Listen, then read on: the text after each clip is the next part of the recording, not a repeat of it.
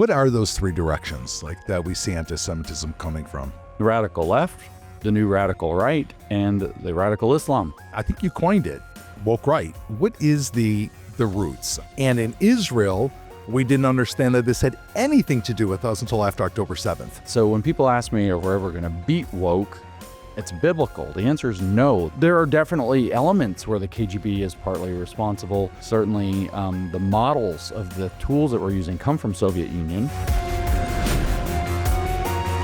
James Lindsay, thank you for now being in person. Yeah, here I am. You're back. I'm back. Let's see. You were in Israel how long ago before this? 3 months ago this week. 3 months ago this week. So you've been twice in 3 months and twice in your entire life. That's right. Okay, so what is happening to you? Why are you back in Israel? Well, I got the call. That's what they say. You got the call. No, Minister Shikli had his Combating Anti-Semitism conference, and I got asked if I would come and be on a panel and speak, and of course, yes, of course I will. So what's it been like? You and I were just chatting, and second time in Israel. First time you kind of do all the touristy stuff, and you have your tour guide, and I saw you even on a trip. What's it been like this time? I mean, I haven't seen you walking around with a tour guide except a mutual friend of ours. So yeah, no. So I'm kind of like tongue in cheek, but I'm calling this my real Jerusalem experience. The real one. Yeah. So like last time, I did go to the Tower of David, so I did go to some sites, but mostly did not go to sites on this trip. I've just gone with friends, a little bit alone. I walked across the city alone a couple of times too, and just gone out into Jerusalem. And so, we've gone to real places. I made it to a falafel dive, and, I could not have possibly managed that on my own, or maybe. Everybody's so nice, actually. They wandered through the shuk in a suit, which is, I definitely recommend that experience. Got mistaken for the Vice President, J.D. Vance. Some young man asked me if I'm J.D. Vance, and I said, yeah, sure, why not? No eyeliner today. But no, it's been a fantastic trip. I got to try out, see all kinds of things, try street food, get out and just have a totally different, not tour, no Potemkin village trip to Israel. And it's been excellent. A question, I don't want to make you feel too uncomfortable, but did people recognize you in Israel? Because, they did. Yeah. Actually, a lot of times, actually, in the hotel. I was very happy it happened in the hotel, in the lobby of the hotel, directly in front of Minister Shikli. I was like, I'm famous. And it was fun. But no, in the shuk last night, actually, a lady came. I mean, last time we talked about that podcast I recorded after my first video, Israel Chai, and this lady in the shuk noticed me last night and came up to me to talk to me and said that it moved her so much and it was such a big deal, and she's so happy that I made that, and it touched her really deeply. And so I had a great conversation just with people. I've probably been recognized down on the street of Jerusalem a dozen or two times now in a few days. I'll tell you what, though, last time I was here, we did one day in Tel Aviv, and I got stopped every 50 feet. People in Tel Aviv know who I am, apparently. So in Tel Aviv, they were there. That's the conservative hub of Israel. Yeah, that's right. We have to rewrite everything. Well, they know who I am anyway. Yeah, on the beach, in the street, everywhere. So tell me, the anti-Semitism conference, I saw you on stage for part of it. It's the second one that's ever been done. And what's your takeaway? I mean, what's your feeling? I'm very curious. You getting on stage. It's your second time in Israel. You've never been to Israel before 3 months ago. Yeah. What's your takeaway from the conference? I thought it was pretty excellent. I mean, it ran on Israeli time, if we can say so. But other than that, means everybody was early.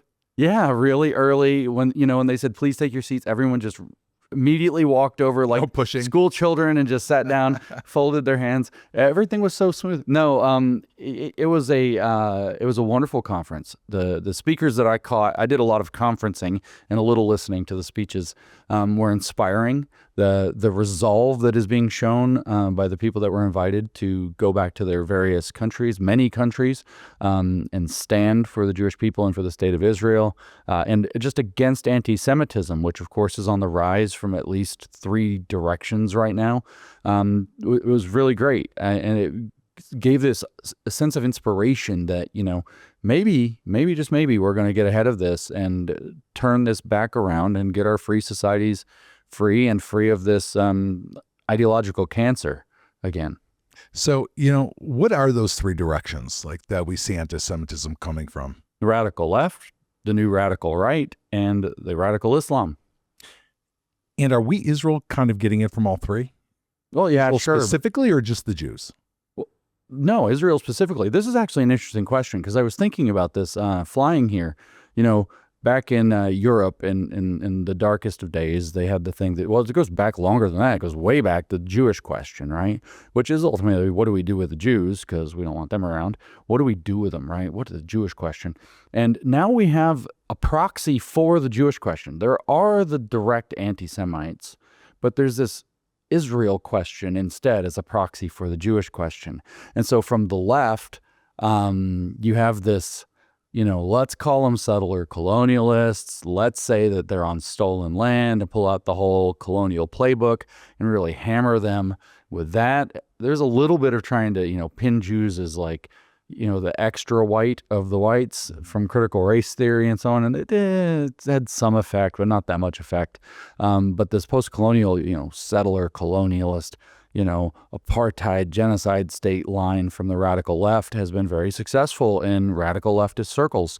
But that's a question that's not specifically about Jews, but about Israel. So it's like, it was in the same on the right. It's, the relationship between the United States and Israel. And Muslims tend to be, the radical Islam tends to be a little more direct. But, Israel, what does from the river to the sea mean? It's like, well, you can say it's going to be free of Jews, but it also means wiping Israel off the map. Mm-hmm. So less there, but in the right and in the left and these three radical axes at the same time, you now have, instead of saying kind of what are we going to do with the Jews in Europe, it's now what are we going to do with Israel in the world? But it's a proxy for the same question, right? So there's this Israel question that's the IQ and standing in as a gentler, more politically correct, ironically, version of the JQ, the Jewish question. So it is, at the end of the day, what are they mad about? Is the Jews. But Israel as a state has become this kind of proxy object to wage that war in all three of these factions to lesser or greater degree. Is there anything out there that they have come together around as much as this issue? And do they realize that they've come together? On this issue, sometimes yes. On the other parts of the issue, also sometimes yes, but less often. So there's two things that they've come together on. Number one is this issue, the Israel question, anti-Semitism. And the second is, we like totalitarian governments, right? They have this idea of a government authority that's wedded to like perfect ideology, one way or the other, religious or not, that's going to be, the way for everybody. They agree on that. They seem to really like authoritarian things of their own ilk, but not of others. They don't like each other's authoritarian pathways, but they like their own. So they agree in the general form of how a state should be organized with high levels of centralized power and, kind of ruthless law for the people they recognize as legitimate and against people they recognize as illegitimate. But then the other issue that they agree on, and they seem to agree on more directly, is this Israel question, and sometimes directly the Jewish question. And they do sometimes nod back and forth to each other and, point out, even, she's now in infamy, but even Candace Owens at one point, a long time ago, as a matter of fact, openly said something to the effect of, I find myself agreeing with the left far more than I used to on a lot of key issues. And I'll give you three guesses as to which one the key issue was. But then on the other hand, you just recently had another, allegedly conservative stalwart that I've placed firmly in the woke right, Tucker Carlson, was asked something about what he thought of Sharia law. And what does he say? He's like, Sharia law, doesn't that just mean submitting to God? Isn't that the whole point of life? And it's like, holy cow, what are they doing? So yeah, there is this degree. Of course, we know about the red-green axis with the left and the radical Islam working together for deep reasons. I mean, when we look at Muslim Brotherhood ideology, that particular interpretation of Islamic political installation. I'm trying to figure out the right word because a lot of people don't understand that, like, Said Qutb was steeped in Leninism before he wrote Milestones. And it copies the structure of Lenin's What Is to Be Done, which was his roadmap for the Bolsheviks. So it's almost like this Bolshevik model for Islamism there. But again, it's like they suddenly, why would the left in Islam, it's not just a weird marriage of convenience. They actually have some of the same kind of operating system, this, Bolshevik sort of model of cultural insurgency happening. So, lots of overlap, and there's helping each other on this issue. You almost get to see a weird unity sometimes between the strangest of bedfellows. Unreal. At least Israel has brought together people. That's our power. We bring together everybody. That's right. Everybody comes to Israel to come together. And look at Kumbaya. Kumbaya. You've even got the people who can't get along with anybody getting along with each other. Exactly. Just with nobody else still. So, if I want to go back a little bit to the roots of woke, and, you coined the term. I think you coined it, woke right. I get credit for that. I borrowed the term, but some people used it, but it really took off after I poked the bear with it and caused an anaphylactic shock, I think, in certain people. And they went bananas over it on the internet. And so I get credited with that, but I can't claim the credit. It was in circulation a couple of years before I started using it regularly. What is the roots? I mean, Marxism, trace it back. Most of us, I think, didn't know about it until, let's say, 2021 or 2022. And in Israel, we didn't understand that this had anything to do with us until after October 7th. Mm-hmm. And I think this is a real opportunity to unpack this for all these listeners because, we know the bad guys, right? We know Candace, we know Tucker, thankfully, to you and some of our other friends, Dinesh, D'Souza, the good people were at this conference, helped us out. Mark Levin, he wasn't at the conference, but he's part of this. What are the roots of wokeism and how the hell did we get wrapped up in this? Well, since you asked about the roots, and I'm in Israel, I might as well do it right. In the beginning, God created the heavens and the earth. We'll do a little. Wait, what day did he create woke? Chapter 3 and 4. So we have to ... We're past the days, but we're in the garden, and then there's a tree, and you're not supposed to eat the fruit of that tree. And then Eve slips up, but she didn't just slip up. Somebody came and said to Eve, the serpent came to Eve and said, hath God said, maybe you guys probably don't use King James version of the phrasing, but did God we'll really stone say? you once you leave here. That's fine. No, you spit on me. That's the trope. So the temptation to doubt the moral order of things shows up there, and we go forward one chapter again, and the deception involved to do this, depending on how you see it, the envy located in the background of the serpent and his intentions here. Then we go to the next envy actually of God, right? Right, of course. But then it gets worse because it comes to people. So Adam and Eve, they go and they have their children, Cain and Abel. Seth has not come along yet, and so we have this Abel, tends his flock. He offers his sacrifice, the first of his flock, and God is happy with the sacrifice. And Cain offers from his orchards his sacrifice or his offering, and it's not so good. And he didn't do it right, and God's not happy, and Cain's countenance falls. And so does he think, hey, maybe I messed up? He says, no, it's the world that's wrong. I know what I'll do. I'll hit my brother in the head with a rock. And this spirit of Cain, this envy that's motivated not to correct yourself, but to force other things in the world to conform to how you think things should be, kind of defines it. So where the roots are there in Genesis 3 and Genesis 4 as they're numbered. I don't know how the Torah is organized, but right from the beginning. And this same spirit is the spirit we're talking about resentment, envy, and entitlement. If Cain thought his thing was going to be great, whatever, this was an entitlement behind this. But also that sense of is what really is the reality really what's going on, or do they just not want you to know the real truth? Is God doesn't want you to eat from the fruit because he doesn't want you to be like him. Right? There's a corrupt reason why. It's not for your own good or for obedience or anything. There's a corrupt reason why. These are the same attitudes, right? So when people ask me if we're ever going to beat woke, it's biblical. The answer is no. This is a constant generation to generation to generation fight. So how did we get there? We're a generation.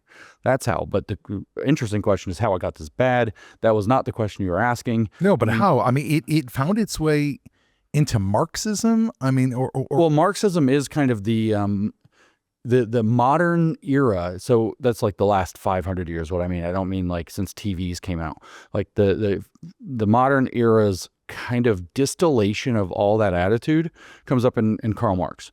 And Karl Marx lays out an oppressor versus oppressed dynamic where, of course, if it's oppression, then the oppressed class has every reason to believe that they're alienated, estranged, exploited, to generate this sense of grievance, or you could say the spirit of Cain if you want. He's telling this message that the world isn't the way it's really presented, by the way. It's not supposed to be that you have these ruling elites and all of you workers. It's actually that we're all truly socialist. And we're being alienated from who we really are. And we could actually, wake up or become woke to who we really are and adopt a socialist consciousness on the other side of a class consciousness, and then, restore the moral order the way that it should be. And what will we have? Well, we'll enter into a new world of absolute plenty where it's from each according to his abilities, to each according to his need, which you could, depending on how literate you are, you could call it the pleroma. That's an ancient word for, the plenitude. You could also call it Eden. You could call it the garden. And actually, in different places in the Marxist literature, you see them say that's what the point is. When you read Said Qutb and in the Milestones, he says that's what his Islamism is about, is regaining the garden. It's there. They kind of mean this. And so you have this vision of this idea that man is entitled to this state from the garden, this perfect realm, and that we're being excluded from it unfairly. And Marx distills this into a conflict between the owners and the producers as he sees it, the bourgeoisie versus the proletariat.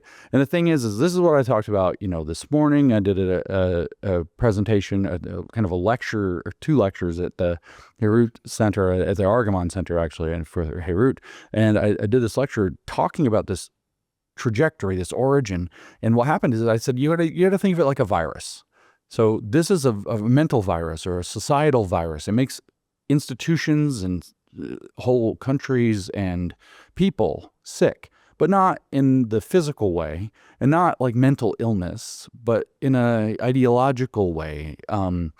Their belief structure becomes sick. You could say even spiritually sick. It's like a virus of that. And viruses attach to certain receptors. And so if you go to a peasant society in the early 20th century, like Russia, and you say, look what the Tsar is doing, he's oppressing you, you peasant could have peace and land and bread, just join us in revolt.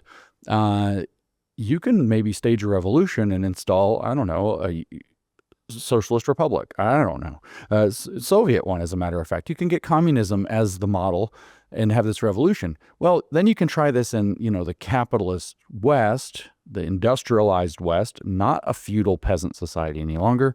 You can't blame the Tsar. You've got freedom. You've got economic opportunity, and it didn't work. The receptor for the virus wasn't there. Same virus, but it can't plug into the economic division receptor very well. Is it the woes of society? I mean, it's because in the West, capitalism basically worked. I mean, they're good. Yeah. Kind of. Yeah, of course. I mean, Marx says that the pathway to consciousness is through suffering. So, right. And of course, Nietzsche later echoes the same sentiment slightly differently, says there's no coming to consciousness not through pain. And so, yeah, it's this woes of society. And so Marx focuses on the suffering, he amplifies the suffering, and it doesn't take in the West until it starts heading into identity politics. You had these critical theorists kind of in the middle of the 20th century working out why didn't Marx's ideas take off here? And they said, well, you know what, it's actually what you just said. It's the problem is, hushed voice, that capitalism actually works. They literally said it allows workers to build a better life, at which point they become conservative and even counter-revolutionary. So they cannot be the basis for revolution in countries like America in particular, because it's kind of the most guilty party here for the development of this philosophy. And so I'm going to blame the Europeans for this, all these European ideological philosophies. You're in an excellent neighborhood for us, but you can throw in the UN as well, by the way. Well, or UNRWA, which we can get to those, but no. So these European ideas start getting the communism actually starts getting this new life in identity groups.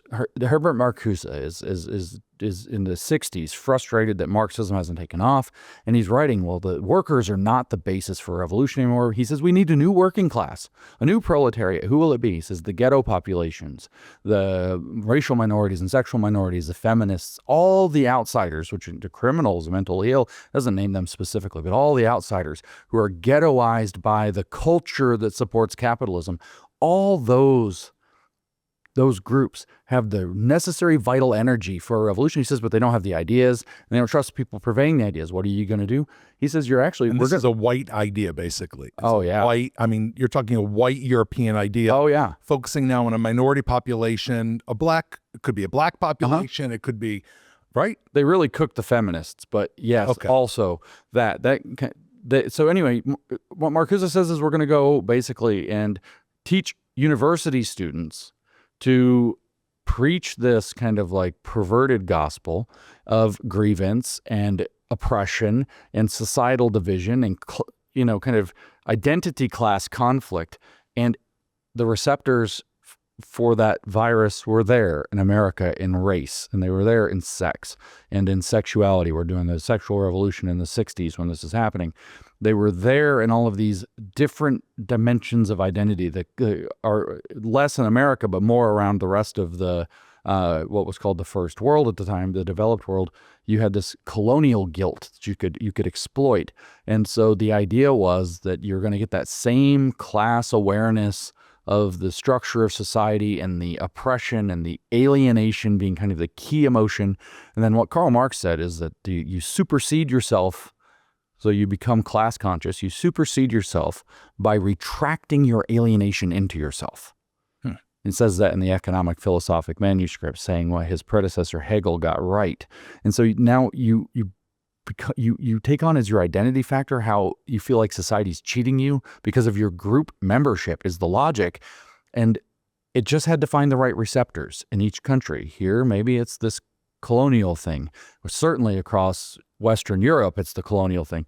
It's mostly race and sex in the United States. The sex and the sexuality stuff took off in Europe and the Commonwealth very strongly. Different things attach different places because different societies are like different people. Maybe when, if I have a virus, maybe you just, and I can't spread it to you sometimes because you just have a slightly different immune system. So it happens to repel the variant that I got or whatever. Same thing. Different countries have slightly different receptors, different immune systems to these things. And being a virus, it looks and looks and looks till it finds the attachment place, injects this ideological, spiritual poison into the society, and it becomes sick. And we ended up there because they found the secret sauce to open up the West, which is all these different identity categories where you have, history of slavery. You have a history of a kind of pretty unjustifiable patriarchy. You have a history of colonialism. You can find these points, and the gay exclusion, to be just polite about how that was approached for many years. You have these opportunities, and what they were able to do is take all these disparate little groups. The mentality was that they were able to copy Mao Zedong's idea, take all these disparate groups and form a united front of them, and we call it united front theory intersectionality, where all forms of oppression are linked. They're all part of the same thing, and so all the minorities back each other up. That's a united front, and it was that's the internet intersectionality. That's when they all come together. That's right. Is there an architect? I know that's kind of like the question here. No, I don't think so. Not in that sense. That the KGB, there are definitely elements where the KGB is partly responsible. Certainly, the models of the tools that we're using come from Soviet Union. Communists, tend to recycle all their ideas, though. They don't have that many new ideas. There are very few, actually. They tend to recycle them again and again. So this could have been, this sort of very directed KGB infiltration project, and that could be part of the story or all of the story. It's probably a part, but not a very big part. But then you have these communists that had become embedded in other countries who not only would facilitate a KGB infiltration, but who themselves are trying to answer the question of how to make their theory work, because it's for them a totalizing religion. It is their duty as a person to make more people believe the thing, to get the revolution so we can live in an ideal society. And so you have a lot of people working to find those receptors. But I'll give you an example of a repackaged Soviet ideology. There's a program, pardon my Russian, and I say that because my Russian's so bad that anyone who speaks Russian who hears this will not know what I said, but I can pretend, and it's called Korenizatsiia. Koreni means roots. Okay, so it's this, Zatzia is like a process of doing the somethingification, like, it's making roots, right? Putting in roots. And so Korenizatsiia was this program what the Soviet Union did in the 1920s, where they went around, Stalin's description of it was national in form and socialist in content. Okay, so they went around to all the different minority nationalities, ethnic groups, Lithuanians, Ukrainians, you name it, and told them, the Soviets to believe in your self-determination, your schools, your government should all be in your own native languages. We're going to back you up. The Russians want to make you Russian, though. So the Russians are the bad guys. They're chauvinists. They want to make you Russian. And we're going to defend you from that. And we're going to help nourish the fact that you are not feudal like them, but more socialist like us. And so we'll help you build your government up to be able to resist the Russians. We'll help you build up your governments. So we'll get the right guys in your office. We'll get some of them in the second house of the party Congress, and we'll have your representation in Moscow. And we're going to help you build this. But what they did was hand-selected communists to be the people that rose up through the ranks and then went off to the Congress. Meanwhile, let's say you have some really radical idea you want to get through the Congress. You have, the Georgian, that Stalin was a Georgian. Maybe it's Stalin. You have the Georgian propose the really radical idea. And then, you say that's too far, that's radical, that won't work. That'll hurt the people. We can't do that, or whatever. You resist, and you're Russian. Well, now you're a chauvinist. You are doing it because you're racist in a sense, or, ethnically biased against the Georgians. You just don't want to take Georgian ideas. And so does that sound familiar to you, by the way? Does that sound at all like diversity, equity, and inclusion? What if I told you the goal of this was also to achieve something across the nationalities called actual equality? Fakticheskoye равенство. The goal is to create a state of equality, not just in economics, but in social standing and cultural standing, everything you can imagine. Does that sound exactly like DEI? In fact, this actual equality is equity, as it's understood. This Korenizatsiia program is the inclusion program as we implement it. And then we have diversity. Well, that was a subdivision. There's another Russian word I'll mispronounce, raznoobratsia. Raznoobratsia is literally the word diversity. And it means, according to Lenin, diversity in form and unity in content. So they all come from different places, but they all think the same. Once again, now we have, racial minority, sexual minority, woman, overweight, whatever the different categories are, but they all have to have a critical theory of their identity that they've adopted. And now you have DEI. Well, where did we get it? We got it from, was it KGB infiltration? Was it just communists implementing the theory?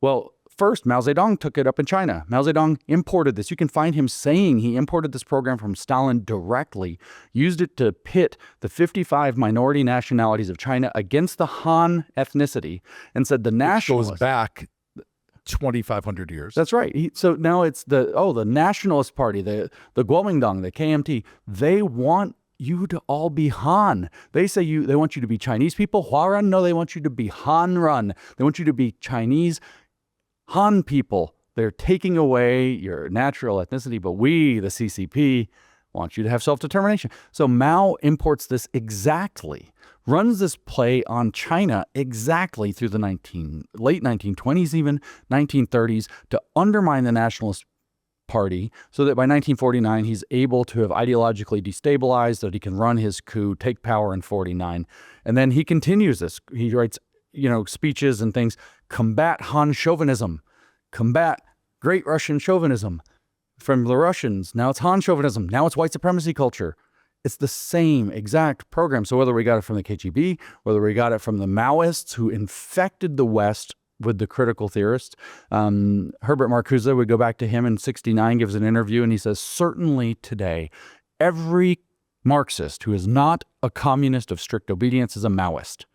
So did they get it from Mao? Did they get it from the KGB? Who knows? But I don't know. But I do know that they imported it, and the same logic is now institutionalized in DEI. It's just communism. It's a literal communist program. And guess what happened in Korenizatsiia and Soviet Union by the end of the 1920s? Ethnic strife, nobody getting along, can't get anything done.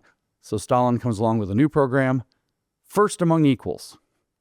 So the Russians are now first among equals. Just let those It's just going to keep adapting. Right. And what's first among equals? Just one more symbol of first among equals. We haven't gone there yet in the West. We're still breaking from the DEI. But in China, what is the flag? 4 small stars circling around one big star, which is the party that is first among equals in the Chinese system. The party is the big star, the CCP. Then you have the 4 different corners of China, the 4 different key, groups of China. They're circled around it. And they're smaller. Listening to this, how did this go into the Muslim field? I'm trying to understand because the Muslims, there's a large Marxist element to modern day Islamic regimes. At least they trace it. Even the Palestinians, by the way, 1920s, there was clear Russian influence in terms of the aspirations of the Palestinian people. And we know there were writings, Haj Amin al-Husseini, before he went to Hitler, he was very well ensconced in these writings. And in fact, he learned from them how to create a national movement and this roots-making type of thing from them. Yeah, of course. But how did that infiltrate, and how is it didn't evolve into DEI in the Muslim world? The Muslim world is not oppressed.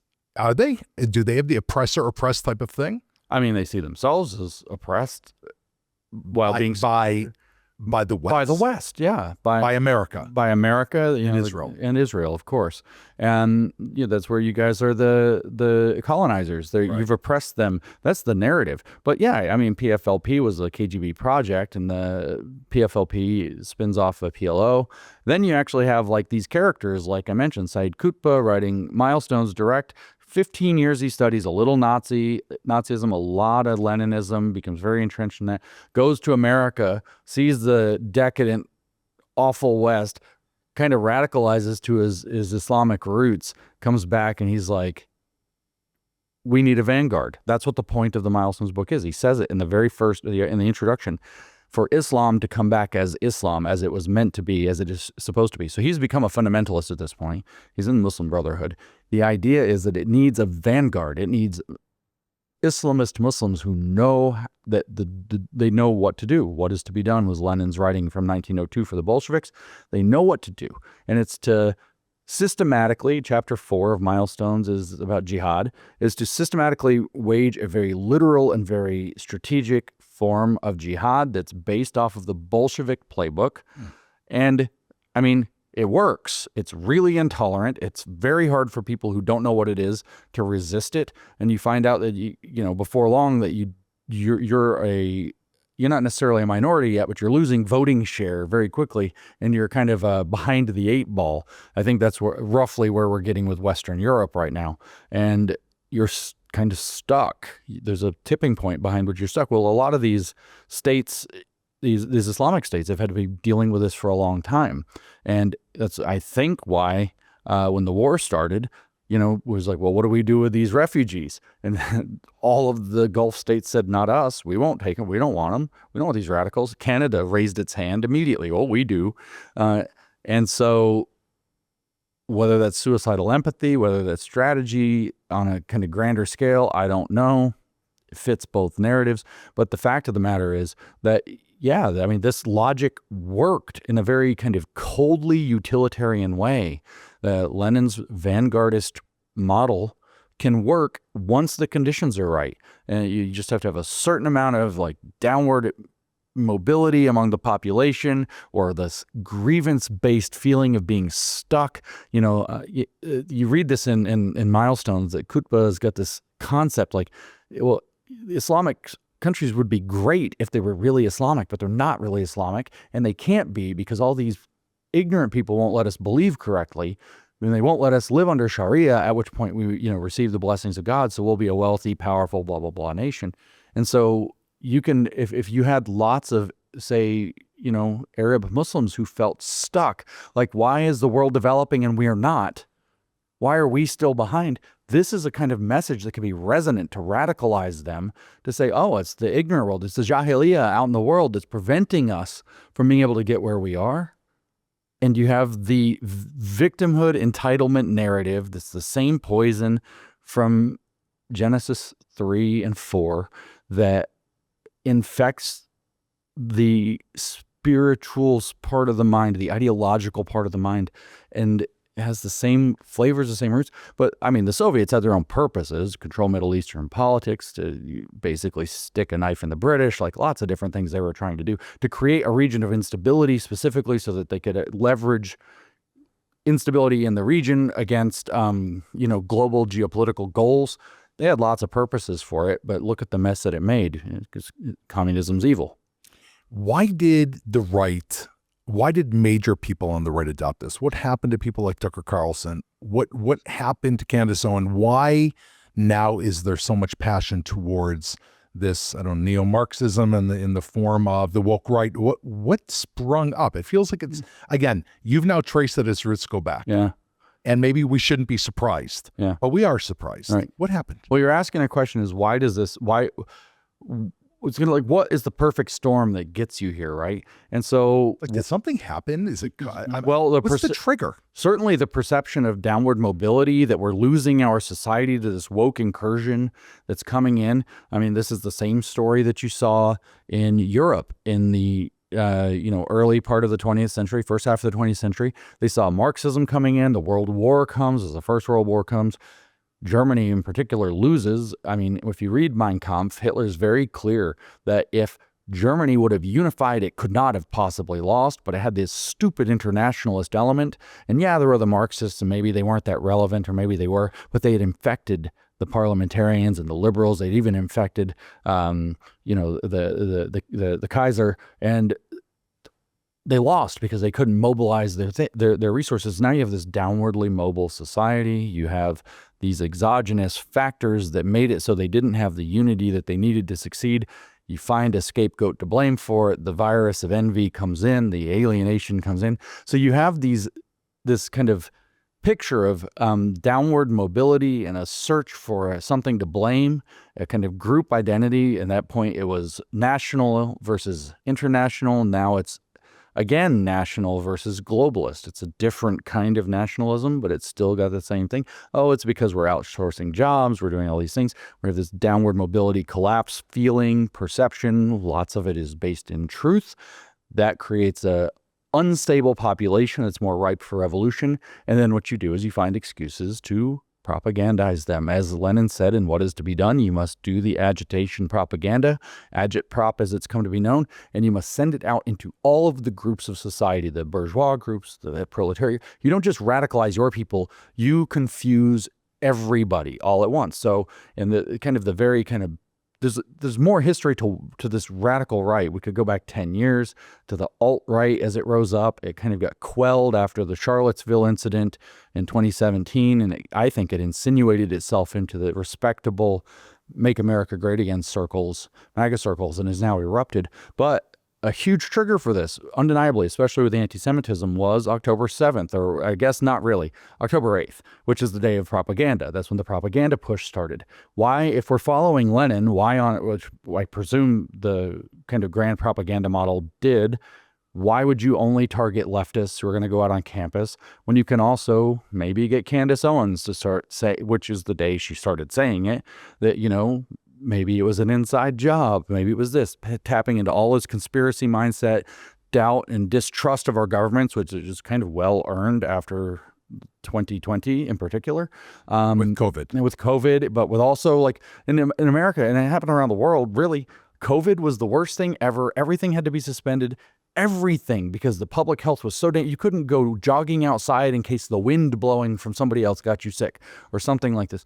And then all of a sudden, George Floyd dies, and racial justice is more dangerous. You're allowed to protest for that. But if you want to protest for your freedom from the mask or whatever, you still can't protest from that because that's a super spreader event. This was the most visible BS the world has ever seen, and it was coming from the most official sources in this frighteningly coordinated way. So now you have this distrust of institutions, you have a perception of downward mobility, and then you have a propaganda push to find a scapegoat to blame. Oh, it's Israel's fault.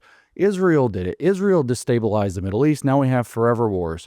Israel's doing whatever it is. And but James, is it really Israel, or is it no? Is it the Jew? I mean, no. There's so much stuff going on in the world. Is this finding, these receptors because there's been this kind of growth throughout the years that the Jew is the oppressor and I'm the oppressed? I mean, how could it be Israel? It's not. You're right. It's a proxy. The Israel question's a proxy for the Jewish question. But here's the thing. We talk about I'm glad you said receptors because it makes me sound like I'm really smart. Because I would have forgotten to say this. But no, after World War II, the Jews is a blocked receptor. You can't, well, some people do, but most people in the developed world can't go there. But you can go after the state of Israel. I'm not anti-Semitic. I'm just criticizing a government I disagree with. That's on the table. But it's a proxy argument. Israel is being turned into an excuse to be able to raise the exact same question in a context that is palatable to a now increasingly skeptical audience of global integration for, again, good reasons to be skeptical, to not trust some of these moves that have been coming out of Davos and the UN, as you asked me to.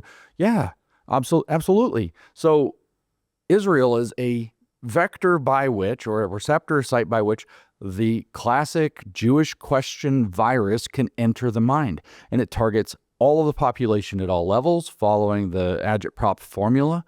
And the right wing is in America after the Iraq war and after the Biden catastrophe in Afghanistan, plus the protracted fighting there, is very skeptical of something they call forever wars. And it wasn't very hard for the propaganda to suggest Israel's presence in the Middle East causes the instability. Of course, this is a projection of cause, but that's the narrative. Israel's position there causes this. Therefore, and it's a lie, but it's an effective lie. It's what George Soros in Alchemy of Finance calls a fertile fallacy. It's a lie that has the fertile capacity to embed in people's mind and cause people to believe it. So Israel is the cause in some sense of so many of these problems. They're causing these wars that are forever wars. And this anti-interventionist and even isolationist right in America in particular, it's like the hook went in their cheek and they just let it get set and they're getting dragged around by the propaganda. So you're right. It is the Jews, which of course doesn't mean any particular Jew. It's the Jews out there, whoever they are, wherever they are, but they control everything. But the palatable form into which this can fit into a 21st century conversation, at least for now, the block on that receptor has not yet fallen, and it part way now, but not all the way. The block being the if you say it's Jew. The Jews, right. All of a sudden somebody's like, wait a minute, we've heard this before. Right. If you say, I'm criticizing Israel for some of its military policy in the Middle East, they haven't heard that before. They don't immediately say, okay, and then follow up. Well, what are people saying about it? And you go read some of the different criticisms. I'm doing a podcast series on my New Discourses podcast right now that I call the Nazi Experiment. Okay, let's take a step back and be real generous. The Germans had some problems after World War I. They proposed an experiment to solve the problem. Went real bad. That's not a solution. But what were the contents of that experiment? What did they think might work? And then I'm going through Mein Kampf. I'm going through, Third Reich source book, Hitler's speeches. People can find this where? On newdiscourses.com or wherever you listen to podcasts under the New Discourses podcast. And I had this friend who's he's busy. So he texts me one day and I'm behind on your podcast. I finally got around to starting your Nazi Experiment series. I listened to volume 1. What I do in that volume is literally just read chapter 1 of the second volume of Mein Kampf, where he lays out his folkish racialist worldview and its importance to his program to build the National Socialist movement. And he says, I spent the whole time with my jaw hanging open. And I said, why? And he said, because I've never read Mein Kampf, but I've been reading Mein Kampf for 6 months on X and didn't know it's what I was reading. Because what they're doing is they're shuttling in the same arguments in updated form to the context we're in now, the same arguments that were fueling the anti-Semitism of catastrophe in Europe in the beginning part of the 20th century, and feeding it to a young audience that has no context whatsoever for what it is. They don't know what they're reading. And because it's not the Jew immediately until after the hook is set, they don't notice it. And the, nice, friendly people wanting to be broad-minded and intelligent and the, say, conservative movement more broadly, the older guard, they say, well, we defend Israel, but, these are valid questions to ask about any state. So it plays upon their vulnerabilities to resist an ideological injection of, viral DNA or whatever. And once the hook is set, once it gets in, then they can go to the Jew. Then you can have this Myron Gaines character, whose real name is Amru Fudel, and he's a Sudanese Muslim.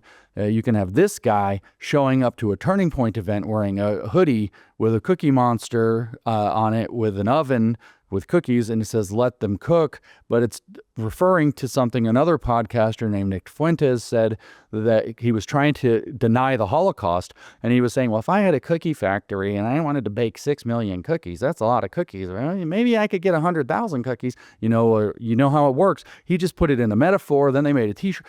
And the problem is, I'm just sorry, old people don't recognize all of these kind of, it's now Cookie Monster. So what? It's about cookies. It's morphing so quickly. Yeah, right. So it was Jews to cookies. That's the metaphor. And only a certain online subculture knows that the cookies means the Jews. And then he wears a shirt and it has this character from your childhood and it's ambiguous. So the older people don't recognize what they're seeing. And people like me who are a little too steeped in it, I spend way too much time on the internet and I've been tracking this. I'm horrified. And the people who know do understand, but then what happens is, because it's so ambiguous and it moves so fast, you have the radicals can say, this is crazy. You're just like the left. You're just accusing us of being Hitler. That's what the left just did. For everybody's a Nazi. Everybody's a Nazi.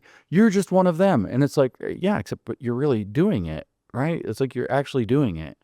Yeah, it's not a leftist saying that somebody who didn't like your pronouns is therefore a Nazi, which is nonsense. You're wearing a symbol that means that. It's just that most people don't recognize the symbol. So it's the Jews, but the palatable way to feed the Jewish question to people in the 21st century is the Israel question.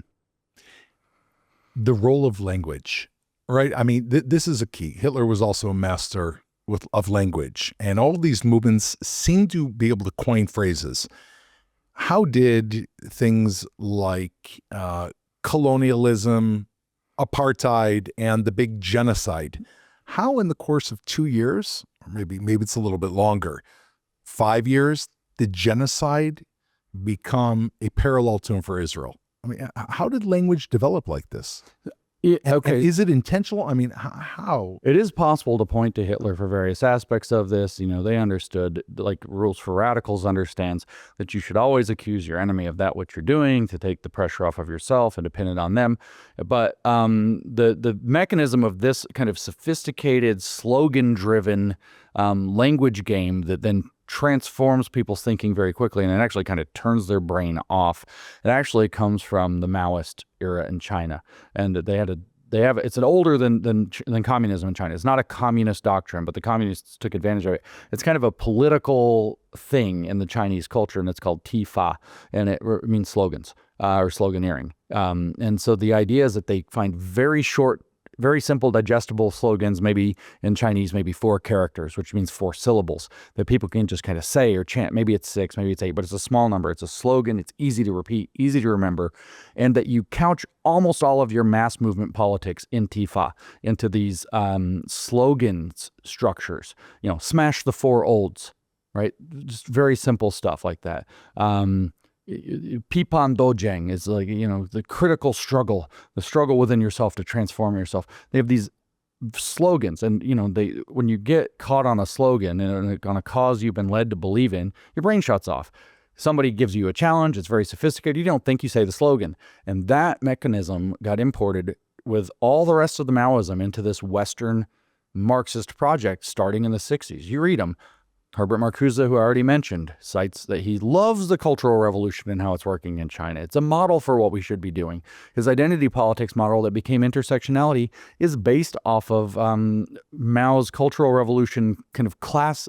He made these fake classes of society that some were good and some were bad, and you really treated they called them the black classes of society really poorly. So, and then the red classes of society are treated better. So what happens is people would really go all the way to try to be in the red class and to bully the black class and make their lives terrible. But you didn't want to lose your red class status and being a counter-revolutionary in any way. You'd lose it, and now you live in the bullied class. You know, your situation feels a little bit like woke again.